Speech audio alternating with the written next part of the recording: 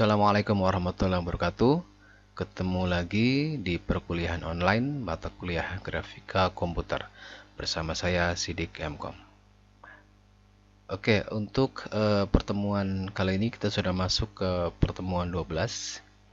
Itu materinya adalah tentang proyeksi. Proyeksi ini secara umum adalah bisa dikatakan sebagai sudut pandang atau cara pandang dari mata gitu ya. Jadi kalau misalnya kita di dalam istilah fotografi itu ada yang disebut dengan angle ya. Jadi sudut di mana kamera itu mengambil gambar atau capture gambar pada objek ya, objek 3 dimensi. Kemudian setelah itu di capture ya. Nah, jadi posisi mengambil gambar itu ya, itu adalah disebut sebagai proyeksi ya. Jadi cara pandang atau sudut pandang bagaimana mengambil sebuah objek yang tadinya 3 dimensi nanti akan dirubah menjadi 2 dimensi karena dilihat melalui media layar monitor ya. Oke, jadi apa itu proyeksi? Jadi untuk mengekspresikan wujud objek dalam bentuk gambar, maka diperlukan adanya sebuah metode yang disebut proyeksi. Yaitu sebuah objek benda 3 dimensi dapat disajikan pada sebuah bidang 2 dimensi dengan menggunakan cara yang disebut dengan proyeksi. Ya, jadi proyeksi ini adalah suatu metode atau cara ya untuk merubah objek 3 dimensi menjadi ke dalam objek 2 dimensi. Kita bisa lihat di sini dari gambar ya. Ini adalah objek 3 dimensi ya, ini objek 3 dimensi. Kemudian ini adalah bidang proyeksi yang mana bisa kita sebut sebagai layar monitor ya. Jadi objek ini ya setelah di capture pakai kamera misalnya, entah itu kamera handphone, kamera digital dan sebagainya. Nah, pada saat dilihat ya, posisi mata ada di sini ya, di sini, dan melihat ke arah objek tersebut ya. Nah, maka yang terlihat oleh mata maka hanya seperti huruf L ya, karena mata itu melihat dari tampak depan ya. Jadi yang tadinya 3 dimensi akan terlihat menjadi 2 dimensi. Ya, jadi di sini ada benda 3 dimensi, ada proyeksi dan juga ada bidang proyeksi di sini. Ya. Nah, di dalam atau pada dasarnya proyeksi itu ada dua macam. Yaitu yang pertama adalah proyeksi piktorial, yang kedua adalah proyeksi ortogonal. Untuk proyeksi piktorial ini dibagi menjadi 3, yaitu ada proyeksi aksonometri, proyeksi oblique, dan proyeksi perspektif. Nah, untuk proyeksi aksonometri dibagi 3 lagi, diantaranya yaitu proyeksi isometri, proyeksi dimetri, dan proyeksi trimetri. Sedangkan untuk proyeksi ortogonal ya, itu ada 2, proyeksi kuadran 1 atau biasa disebut juga dengan proyeksi Eropa ya, dan juga ada proyeksi kuadran 3 atau disebut juga dengan proyeksi Amerika. Oke, jadi kalau begitu apa yang disebut dengan proyeksi? Itu proyeksi adalah suatu metode ya, metode atau cara menggambarkan benda 3 dimensi pada bidang 2 dimensi ya. Jadi sebuah objek 3 dimensi kemudian di capture ya pakai kamera, nanti akan dilihat di layar monitor. Nah, itu maka objek tersebut yang tadinya 3 dimensi ada sumbu X, Y, Z menjadi bidang 2 dimensi yang hanya ada sumbu X dan Y saja ya. Oke, bagaimana cara melakukan proyeksi? Nah, di sini terdapat 2 cara di dalam melakukan proyeksi. Yang pertama adalah proyeksi paralel ya, yaitu semua garis paralel atau sejajar akan tampak paralel pada bidang proyeksi ya. Jadi di sini objek yang dilihat oleh pemirsa, ya, objek yang dilihat oleh mata pemirsa itu akan sama seperti objek 3 dimensi yang di capture, ya. Jadi ini yang disebut dengan proyeksi paralel. Sedangkan proyeksi perspektif, semua garis paralel akan menghilang di satu titik pusat proyeksi. Ya, jadi kalau misalnya kita melihat satu objek tertentu, ya, nah objek itu akan ditarik garis bayangan gitu ya, atau yang disebut garis imajiner, nanti akan bertemu pada satu titik tertentu, ya, yaitu yang tidak terlihat oleh mata, ya.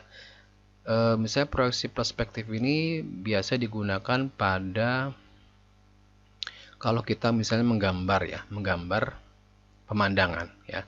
Kalau kita menggambar pemandangan, pasti objek-objek yang jauh gitu ya, itu pasti akan kita gambar lebih kecil, ya, dibandingkan dengan objek yang mendekati ke arah mata, ya. Misalnya kita menggambarkan sebuah gunung, ya, pemandangan gunung, ada jalan raya di sana, ya, ada pohon-pohonan di kanan kirinya, maka pohon-pohon yang kecil biasanya berarti itu adalah posisi pohon yang jauh dari mata. Sedangkan pohon yang ukurannya lebih besar berarti itu adalah pohon yang mendekati ke arah mata. Ya, itu adalah merupakan hukum perspektif, ya.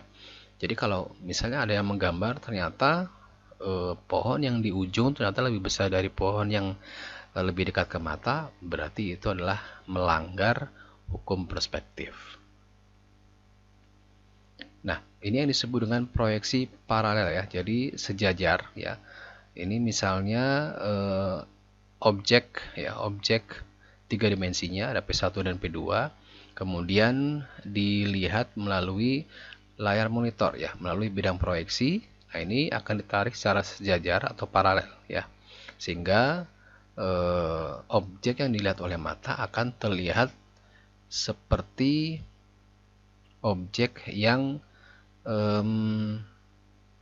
aslinya gitu ya. Jadi ini yang disebut dengan objek atau yang disebut dengan proyeksi paralel, ya. Sedangkan untuk proyeksi perspektif, ya, di sini ada P1 dan P2, ya, kemudian ada P1 aksen dan P2 aksen, ya. Jadi ini adalah objek 3 dimensinya, kemudian dilihat melalui bidang proyeksi, ya.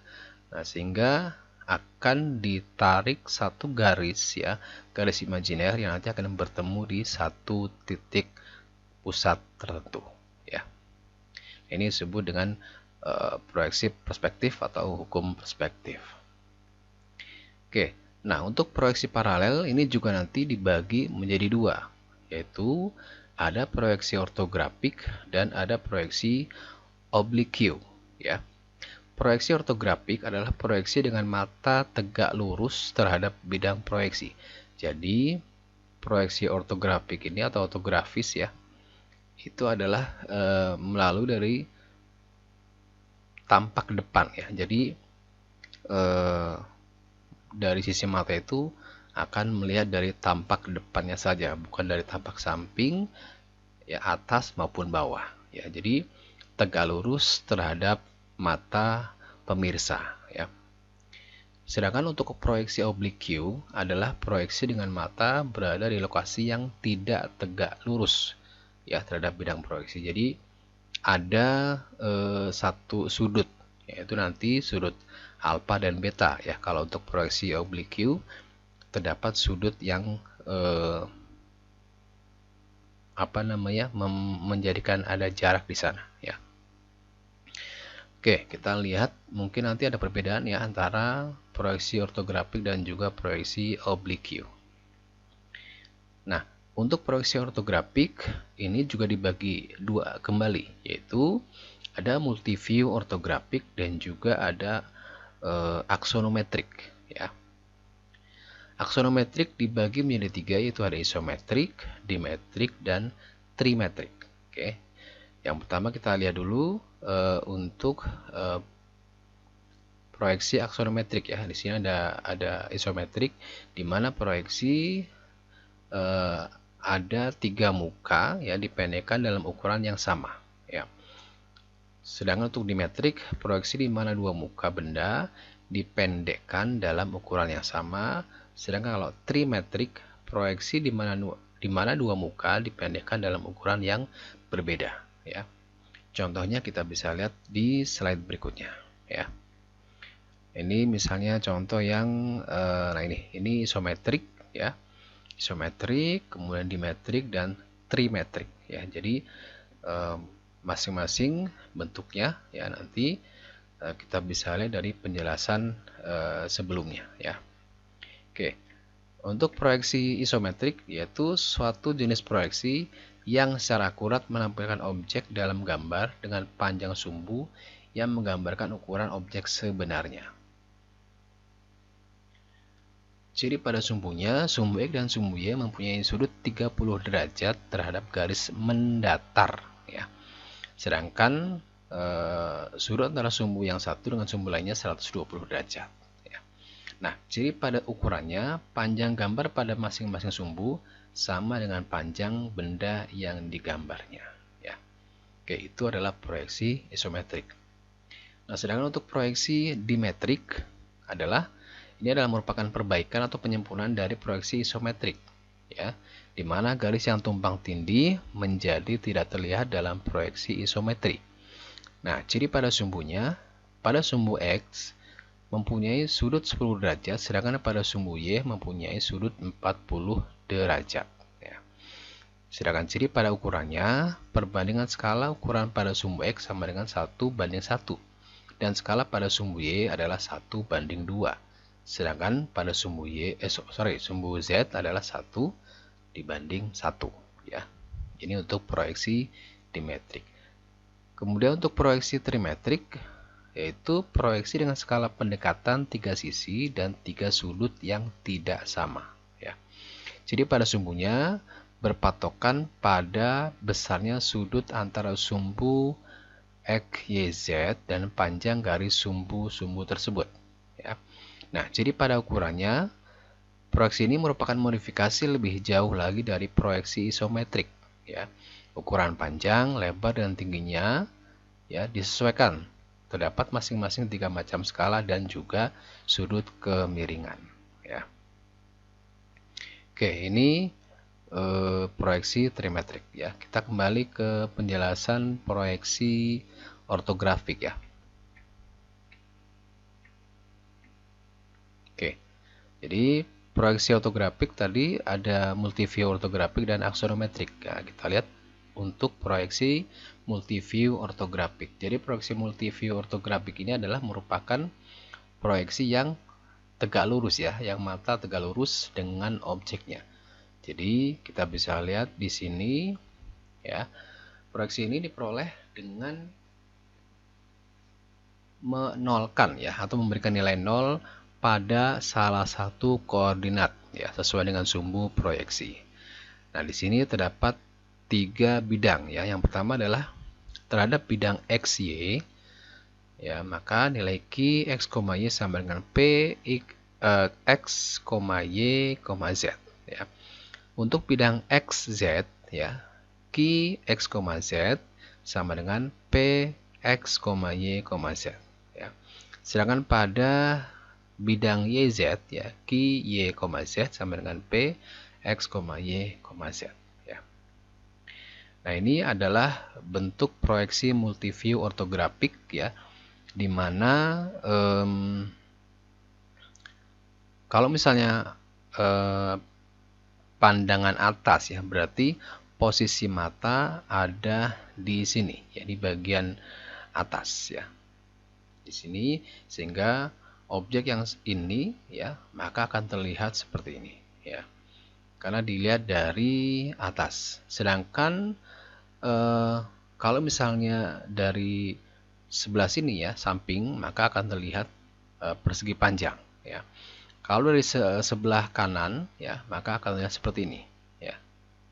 Ini jadi multiview ortografik ini adalah tergantung dari posisi mata sudut pandangnya dari mana, ya, dari posisi atas, kanan, kiri, atau bawah, ya. Jadi itu akan menampilkan objek dua dimensinya, ya. Oke. Nah, ini tadi, ini contoh lain atau bentuk lain dari proyeksi aksonometrik, ya. Jadi ini isometrik, ya, ada nilai-nilai derajat ini sana, ya. Kemudian dimetrik juga. Nah, ini ada proyeksi aksonometrik yang trimetrik, ya. Oke, baik, kita lanjutkan untuk proyeksi piktorial yang kedua, yaitu adalah proyeksi oblique atau proyeksi miring. Memproyeksikan ke garis sejajar yang tidak tegak lurus atau miring terhadap bidang proyeksi. Nah, ini yang disebut dengan proyeksi oblique, ya. Jadi biasa disebut juga dengan proyeksi miring, ya, karena memang di sini proyeksinya adalah tidak tegak lurus terhadap bidang proyeksi. Proyeksi ini berfungsi agar gambar yang dihasilkan menjadi lebih real atau lebih nyata. Proyeksi oblique dibagi menjadi dua macam, yaitu cavalier dan juga kabinet. Oke, kita lihat bentuk objeknya. Nah, untuk proyeksi kabinet, ya, ini kita bisa lihat contohnya di sini ada objek berupa kubus, ya. Jadi di sini di dalam proyeksi oblique kabinet, garis kedalaman proyeksinya adalah sebesar 60 derajat. Sedangkan pada proyeksi oblique cavalier, ya, garis kedalamannya bersudut antara 45 derajat sampai dengan 50 derajat, ya, atau 50% atau setengahnya, ya. Jadi untuk proyeksi cavalier ini kedalaman proyeksinya bersudut 45 derajat. Oke, itu proyeksi oblique, ya, atau yang disebut juga dengan proyeksi miring. Oke, untuk yang ketiga di dalam proyeksi piktorial, yaitu adalah proyeksi perspektif. Sebagaimana sudah saya sampaikan tadi di awal, proyeksi perspektif ini adalah merupakan cara pandang mata terhadap sebuah objek yang berada di depannya, ya. Kalau misalnya kita melihat objek yang kita lihat jauh dari mata, maka otomatis objek itu akan terlihat lebih kecil atau mengecil, ya. Jadi misalnya semakin menjauh objek itu dari mata, maka akan mengecil dan bahkan semakin hilang, ya. Nah, ini adalah hukum perspektif, ya. Jadi di sini proyeksi perspektif sangat bergantung pada dua variabel, yaitu lokasi mata dan bidang proyeksinya, ya. Nah, di sini ada beberapa contoh proyeksi perspektif di mana terdapat satu titik hilang, ya. Jadi kalau misalnya ini ada sebuah objek kubus, ya, kemudian kita tarik garis lurus ke belakang, ya, dia akan menemukan satu titik pusat, ya. Satu titik pusat ini juga kalau kita tarik ke belakang, sini akan bertemu, ya, satu titik ini. Nah, ini titik ini nanti semakin lama akan semakin hilang, ya, karena semakin jauh dari mata, ya. Oke, kemudian ada objek segi empat yang lain, ya, seperti ini. Ini kalau ditarik ini ada beberapa sisi, ya. Ini ada garis, ini juga ditarik garis, dari sini bisa tarik garis, ya. Nah, ini titik ke satu, titik kedua. Ini kalau misalnya kenapa ini tidak termasuk, karena kalau ditarik, ya, di sini ini menjadi proyeksi paralel, ya, jadi sejajar. Tapi kalau yang bagian sebelah kiri dan sebelah kanan atas ini akan menuju ke satu titik yang terpusat, ya. Oke, yang ketiga adalah tiga titiknya hilang, ya. Di sini kalau misalnya di lokasi mata ada di sebelah sini, ya, maka ada beberapa pilihan, ya, untuk menjadikan titik pusatnya, ya. Di sini pertama adalah dari posisi ini, ya, ini kalau ditarik garis ini ke sini ke bawah, dari sini akan tarik garis imajiner ini juga sehingga akan menemukan satu titik. Ya, ini juga akan menemukan satu titik. Yang ini ada satu titik. Jadi ada 3 titik hilang. Ya, karena nanti akan menuju ke satu titik terpusat. Nah, kita bisa lihat juga contoh penerapan dari proyeksi perspektif ya, atau hukum perspektif dari objek-objek mungkin sering kita lihat ya kalau misalnya kita sedang menggambar ya. Kalau kita menggambar itu harus memenuhi hukum perspektif ya. Jadi tidak boleh kita menggambar misalnya contoh ini ada sebuah ruangan ya, ruangannya memanjang. Nah, misalnya bangku yang di sini ternyata lebih besar dari bangku yang ada di dekat mata ya. Ini berarti melawan atau bertentangan dengan hukum perspektif ya. Jadi ya sudah seharusnya objek-objek yang jauh dari lokasi mata maka akan atau harus digambarkan ya lebih kecil, karena memang kenyataannya seperti itu ya. Jadi kalau misalnya teman-teman melihat objek yang ada jauh dari mata kita, pasti objek itu akan terlihat sangat kecil ya. Jadi memang kenyataannya seperti itu. Jadi pada saat kita menggambar ya juga harus memenuhi hukum perspektif ya, tidak boleh bertentangan dengan hukum perspektif. Ini juga sama objeknya, misalnya di sana ada beberapa ruko ya di pinggir jalan, pasti ada bagian-bagian yang menuju titik terpusat ya. Nah, ini ada titik terpusat ya. Jadi ini adalah memenuhi hukum perspektif. Ini juga sama, misalnya pemandangan ada di pedesaan ya. Di sana ada rel kereta api ya. Rel ini seolah-olah di ujung sebelah sana itu menyatu ya. Padahal kalau kita jalan terus ke sana ya seperti selayaknya rel ya, akan berdampingan. Tapi karena kita melihat posisi dari sini ya, melihat dari kejauhan, maka seolah-olah relnya itu akan bertemu di satu titik tertentu ya. Ini adalah hukum perspektif atau proyeksi perspektif. Nah, bagaimana cara mengukurnya? Misalnya secara sederhana ya, di sini ada beberapa titik ya, ada 2 titik di sini, titik A ya, titik A dan titik B, dengan persamaannya adalah RT ya. RT sama dengan A dikali 1 min T ditambah B dikali T ya. Jadi kita bisa menentukan ya lokasi ya atau jarak antara titik A dengan titik B ya. Nah, diberikan nilai A sama dengan 5, B sama dengan 9. Dengan T-nya diberi nilai adalah 0,3 dan T sama dengan 1 ya.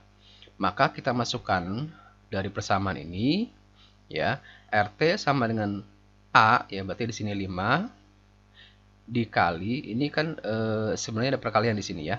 Dikali 1 min 0,3 ya. Jadi T yang pertama adalah 0,3 ditambah 9 ya, B-nya 9 dikali 0,3 sama dengan 6,2. Jadi di sini ada perhitungan matematis ya, ada operasi atau ada operator matematika di mana antara perkalian, penjumlahan, pengurangan itu terdapat level ya. Jadi kalau kita menemukan operasi matematika di sana ada perkalian, kemudian penjumlahan, maka yang hitung pertama kali adalah perkalian dulu karena memang perkalian lebih tinggi ya kedudukannya atau posisinya. Sedangkan penjumlahan dan pengurangan itu lebih rendah ya.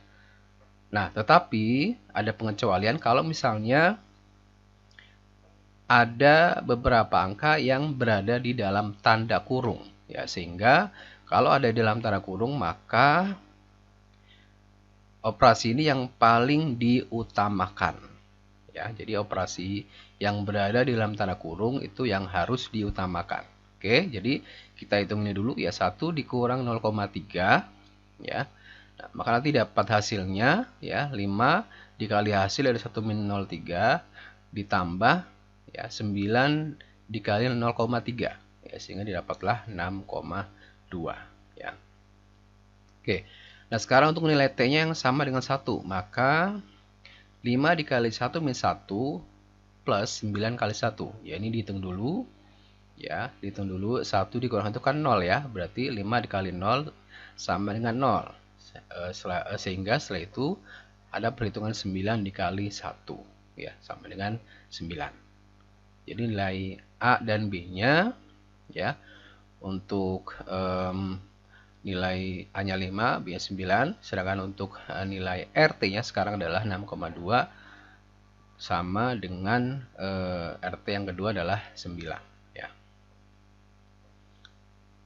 Di A dengan RT yang pertama ini adalah 6,2, sedangkan B dengan RT yang kedua adalah jaraknya adalah 9. Oke, jadi bagaimana proyeksi perspektif itu kalau dilihat dari bidang proyeksi ya. Jadi ini adalah yang disebut dengan bidang proyeksi ya, atau kita sebut juga dengan view plane ya. Kita sudah sering ya mendengar istilah ini, view plane ya, di materi-materi sebelumnya. Jadi ini disebut juga dengan bidang proyeksi ya. Nah, ini titik P ini adalah merupakan objeknya, objek yang ada di koordinat dunia atau world coordinate ya, objek yang 3 dimensi ya. Jadi real di sini ada objek, entah itu misalnya mobil, bola, misalnya buku dan semuanya ya. Jadi dia adalah bentuknya 3 dimensi.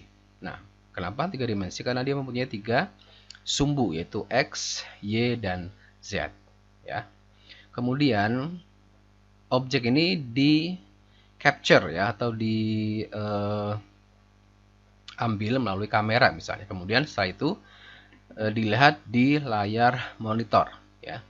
Nah, setelah dilihat di layar monitor, maka objek ini menjadi objek 2 dimensi ya.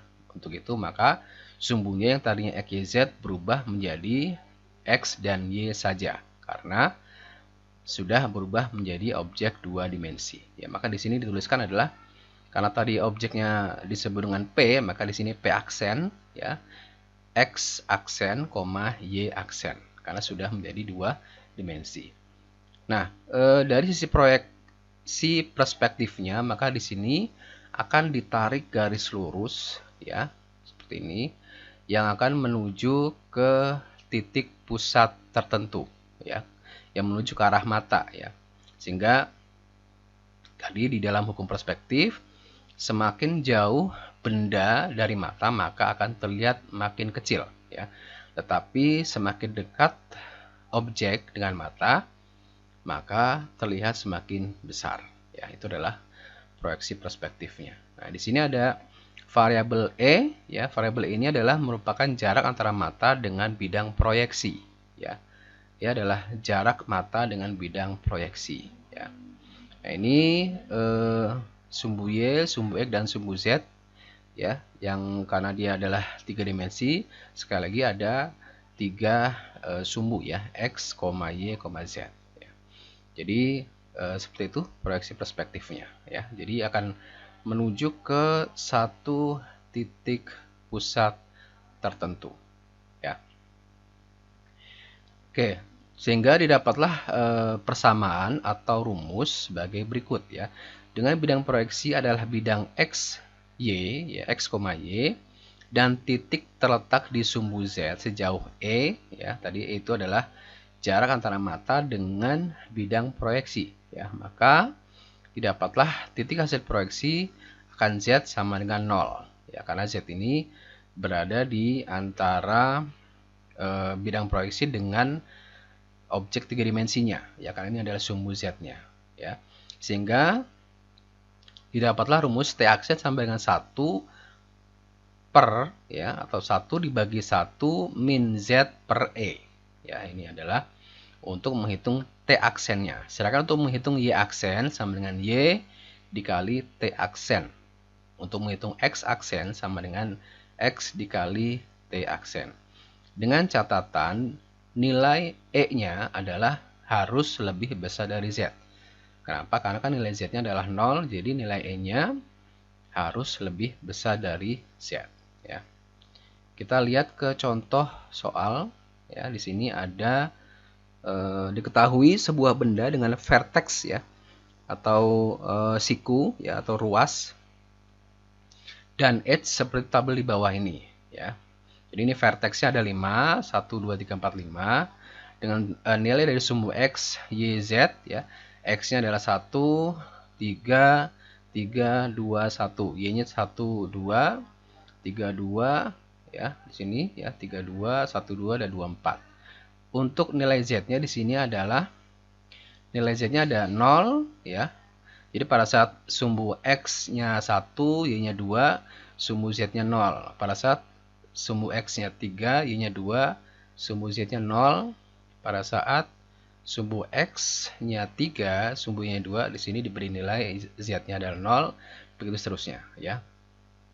Nah, nanti untuk edge-nya di sini ada 8, ya, ada 8 simpul nantinya, ya. Ada 8 simpul. Atau 8 sisi, ya. Kalau simpul biasa disebut dengan node, ya. Nah, ini berarti lebih ke arah sisi, ya. Jadi di sini ada 8, ya. Sisi 1, 2, 3, 4, 5 sampai dengan 8. Nah, di sini untuk vertexnya adalah ya, V1, V2, ya. 1,2 untuk H1, 2,3 untuk H2, 3,4 untuk H3, begitu seterusnya, ya. Nah, di sini coba diminta adalah lakukan proyeksi perspektif, ya. Lakukan proyeksi perspektif jika nilai E-nya terletak di Z sama dengan 10 dan Z sama dengan 20. Nah, jadi di sini yang diminta adalah E-nya terletak di Z10 dan Z20. Oke, kita lihat dulu yang pertama adalah nilai E yang terletak pada Z sama dengan 10, ya. Kita ke persamaan yang tadi sudah dibuat, yaitu untuk X aksennya, ya. X aksen adalah rumusnya tadi adalah X dibagi 1 dikurang Z per E, ya. Kita lihat tadi rumus yang sebelumnya, ya. Yang ini, ya. Nah, ini X aksen. Ya, X aksen adalah X dikali T aksen. Sedangkan T aksen adalah ini, ya. Sehingga kalau dijabarkan berarti X dikali kurung buka 1 per 1 min Z dibagi E, ya. Jadi tinggal dimasukkan nilai-nilainya, ya. Ini seperti ini. Untuk nilai X-nya adalah pertama adalah 1, ya. Jadi untuk tadi vertexnya ada 5, maka di sini vertex 1, 2, 3, 4, 5. Nah, di sini untuk nilai X-nya pada saat vertex 1, ya, nilai X-nya adalah 1, nilai Y-nya 2, ya. Kita bisa lihat tabel yang ini, ya. Jadi X-nya 1, Y-nya 2, ya. Jadi pada saat vertex 1, X1, Y2. Jadi tinggal dimasukkan nilainya, ya. Jadi 1 dibagi, ya, 1 min 0. 0 ini adalah nilai Z-nya yang ada di sini. Ini adalah Z. Jadi nanti nilai Z-nya adalah 0, 0, 3, 3, 2, ya. Oke, 1 dibagi 1 min 0 per 10, ya. Jadi tadi terkait dengan operasi matematika, maka yang dihitung pertama kali adalah yang berada di dalam tanda kurung, ya. Ya, jadi di sini yang dihitung adalah yang ada berada di dalam tanda kurung, ya. Oke, jadi di sini hasilnya yang pertama adalah untuk X aksen adalah 1, Y aksennya 2 dibagi 1 min 0 per 10, sehingga hasilnya adalah 2, ya. Untuk vertex 2 untuk nilai X-nya adalah 3,2. Jadi tinggal dimasukkan untuk mencari X aksennya, yaitu 3 dikali 1 min 0 per 10, ya. 3 hasilnya 2 dibagi 1 min 0 per 10, hasilnya 2, ya. Jadi untuk vertex 1 adalah 1,2, vertex 2 adalah 3,2 untuk X aksen dan Y aksennya. Vertex 3 4,29, ya, sama yang Y aksennya adalah 2,86, ya. vertex keempat adalah di sini nilai X-nya, X-aksinya adalah 1,43, nilai Y-aksinya adalah 2,86. Untuk vertex 5, X-aksinya adalah 2,5, Y-aksinya adalah 5. Ya. Nah, pada saat dimasukkan ke dalam, kita gambarkan dalam sebuah tabel, ya di sini kita bisa masukkan nilai-nilai dari X-aksen dan Y-aksennya. Ya.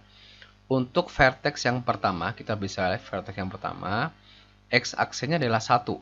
Ya. X-aksen adalah 1, maka di sini ini adalah 1, taruh titik di sini, ya. 1,2 ini sumbu X, X-aksennya adalah 1 di sini, dan cari Y-nya di mana? Y-nya 2, berarti maka akan didapatlah titiknya untuk vertex ke-1 adalah di sini, ya. Oke, untuk vertex yang kedua, X-nya adalah 3. Ya, 3 di sini, kemudian Y-nya adalah 2, maka titiknya ada di sini, ya. Vertex yang ketiga, X-nya adalah 4,29, Y-nya adalah 2,8. Ya. 4,29 ini 5 di sini, ya kalau 29 ya kira-kira ada di sini, ya. 2,86 juga ada di sini karena kan di antara 2 dan 3. Ya, ini adalah vertex yang ketiga. Vertex yang keempat nilainya adalah 1,43, ya, dan 2,86. Ini 1, jadi antara 1 sama 2, ya. Di sini dan 2,86, ya. Sehingga kita sudah dapat seperti sebuah segi 4, ya. Di sini kalau kita garis, ya, ini sudah segi 4, ya. Nah, untuk di vertex yang kelima adalah nilai X aksennya adalah 2,5, ya. Y-nya adalah 5. Ya, ini 2,5 berarti tengah-tengah, Y-nya 5 berarti ada di sini. Setelah itu kita tinggal bisa tarik garis, ya. Sehingga terbentuklah objek segitiga, ya, seperti ini. Ini untuk nilai E yang sama dengan 10 untuk Z-nya, ya. Sehingga di sini terdapatlah satu titik terpusat, ya, yang ada di vertex kelima, ya. Jadi nanti kalau kita tarik garis, ya, ini misalnya kita tarik garis ke sana lurus, ini ke sana, ya, ini sudah menuju ke satu titik terpusat, ya. Kita tarik garis ke sana, ini juga tarik garis, ya, ini sudah menuju ke titik terpusat, ya. Oke, untuk nilai E sama dengan 20 untuk Z-nya, ya. Caranya sama seperti tadi. Nah, di sini vertexnya ada 5, ya, tinggal dimasukkan nilai X-nya, ya. X-nya 1 dibagi 1 min 0,20. Jadi untuk nilai Z-nya masih sama, ya. Nilai Z yang bukan untuk yang E-nya, tapi nilai Z yang berada di sumbu Z-nya. Ya, tadi kan ada X aksen, Y aksen gitu, ya. Nah, ini adalah untuk sumbu Z-nya. Itu 0,0332, ya. Tadi di tabel awal sudah ada, ya. Sehingga didapatlah untuk vertex yang pertama, ya, X aksennya 1, Y aksennya 2. Ya, ini X 1, Y-nya 2. Maka ada di sini titik untuk vertex 1. Vertex yang kedua adalah X aksennya 3, Y aksennya 2. Ini 3, Y aksen 2. Jadi ada di sini titik untuk vertex yang kedua. Untuk vertex yang ketiga adalah 3,19. Untuk Y-nya adalah 2,13. Ya, 3,19 ada di sini. Ya, 2,13. Jadi tidak jauh dari angka 2-nya, karena memang masih 2,13, ya. Vertex yang keempat 1,06 untuk X-nya, Y-nya adalah 2,13. 1,0 juga tidak jauh dari angka 1. Sedangkan untuk Y-nya adalah 2,13 ada di sini, ya. Untuk vertex yang kelima, X-nya, ya, X aksen ada di 2,08. Y-nya adalah 4,17. Ini 4,17. Berarti tidak terlalu jauh dari 4,5, ya. Jadi ada masih lebih dekat ke arah 4, ya. Sehingga didapatlah objeknya seperti ini, ya. Oke, jadi itu untuk proyeksi perspektif. Jadi tergantung dari lokasi mata dan bidang proyeksi ya. Untuk proyeksi perspektif. Baik, demikian untuk materi proyeksi pada pertemuan 12 ya. Sampai ketemu lagi di perkuliahan online berikutnya. Saya tutup. Assalamualaikum warahmatullahi wabarakatuh.